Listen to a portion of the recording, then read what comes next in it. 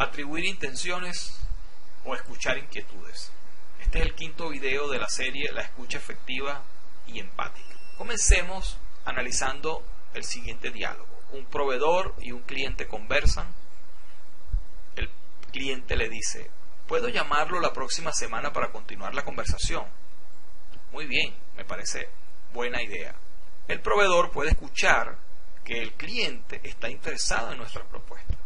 Obviamente esto no fue lo que se dijo, pero sí fue lo que él pudo escuchar. En este ejemplo, lo que escuchamos simplemente no fue dicho, pero no por eso implica que escuchamos mal o que simplemente estamos inventando. Por el contrario, podríamos estar escuchando muy efectivamente en esta conversación. ¿A qué remite este fenómeno? Remite a que cada vez que nosotros estamos escuchando, estamos haciendo también preguntas o llevando una conversación interna. Preguntas como: ¿para qué esta persona está diciendo lo que dice? ¿Cuáles son las consecuencias de esta acción? Según la forma como respondamos a estas preguntas, la misma acción puede ser escuchada de manera muy diferente. Nos vamos a ocupar en este video de esta primera pregunta. Es decir, ¿para qué está la persona diciendo lo que dice?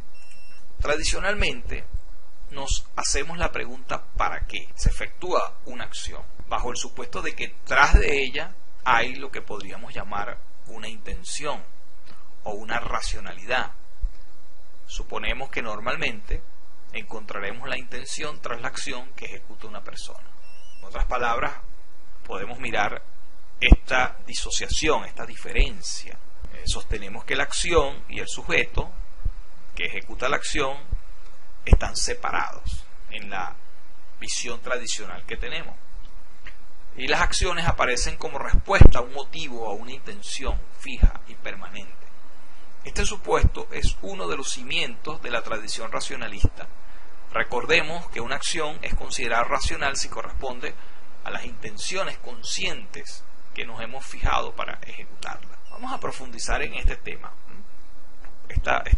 Lo vamos a llamar la presunción de intención. Es decir, cuando escuchamos a una persona hablar, siempre le otorgamos un sentido a esa acción. Y lo hacemos construyendo historias y creando interpretaciones. Esto se presenta en forma de una conversación privada del que escucha. Este fenómeno está bien representado en la literatura y en general por personajes como el Dr. Jekyll y Mr. Hyde, por ejemplo. Ahora, ¿qué pasa si asumimos que esa interpretación que hacemos es una verdad a priori? Es decir, la confundimos con una afirmación. Esto lleva a cerrar a la escucha nuevas opciones y nuevas posibilidades. Es una escucha con prejuicio, es una escucha predeterminado. De manera que si observamos bien lo que ocurre, la acción ocurre primero y la razón del por qué lo hice muchas veces las construimos a posteriori, ¿no? Vamos a poner un ejemplo. ¿Por qué abandoné los estudios? Caso típico de una persona que puede presentarse. La acción fue abandonar los estudios. Sin embargo, podemos ver que a través del tiempo y de la historia de la persona puede tener múltiples versiones de lo que hace. Pasa el tiempo, tiene una nueva explicación y tal vez en la siguiente década tiene una nueva explicación. Es decir, una misma acción y aparecen múltiples razones, ¿no? Es interesante observar este fenómeno, porque por eso es que vamos a introducir la noción de inquietud. Distinguimos inquietud a la interpretación que damos sobre aquello de lo que nos estamos haciendo cargo cuando llevamos a cabo una acción. Y por lo tanto, es lo que le confiere sentido. Siempre podemos atribuir una inquietud a una acción. Sostenemos entonces que la inquietud es una interpretación que confiere sentido a las acciones que realizamos y que pueden variar en el tiempo. Y esto es lo más interesante. Además, las inquietudes son relatos que fabricamos para darle sentido al actuar. Más aún, nuestras razones, o lo que llamamos razones, no son otra cosa que historias que construimos para brindar sentido. Historia, esto es interpretaciones que dan sentido a nuestras acciones. Decimos entonces que las inquietudes no presuponen una intención a priori de la mente o la razón de las personas que hablan, sino en cómo la persona le da interpretación a lo que está haciendo. La inquietud siempre es un asunto de interpretación y de la cual también podemos discrepar. El hecho de que tengamos historias acerca de nuestras propias acciones no hace que éstas sean verdaderas. Las inquietudes son interpretaciones del sentido de nuestras acciones.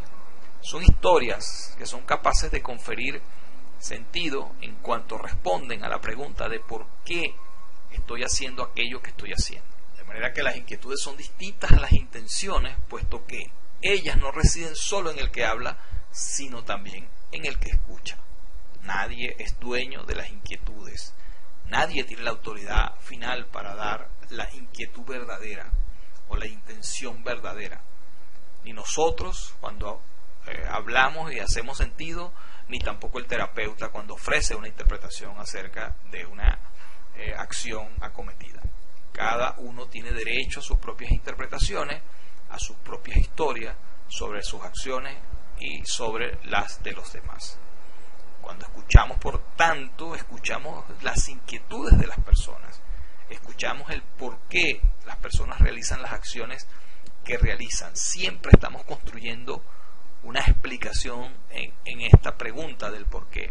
Esto es lo que permite escuchar que mi amiga no quiere salir conmigo o que el cliente está interesado en mi propuesta. De manera que una práctica potente de escuchar es compartir inquietudes, es hacerse las preguntas y luego convertirlas en feedback al cliente, preguntas tales como ¿por qué esta persona me está diciendo esto?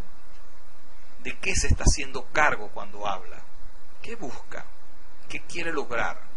¿Qué problema quiere resolver? En resumen, al desplazarnos de las intenciones a las inquietudes, cambiamos radicalmente el centro de gravedad del fenómeno de escuchar y de atribuir sentido a las acciones que acometen las personas. Cuando escuchamos, no somos receptores pasivos, somos productores activos de las historias que dan sentido a lo que se está diciendo.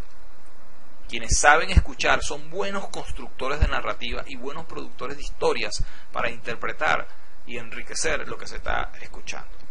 Para escuchar efectivamente debemos no solo dejar que el otro hable, sino que también debemos preguntar para validar nuestras interpretaciones y cerrar la brecha entre el escuchar y el hablar.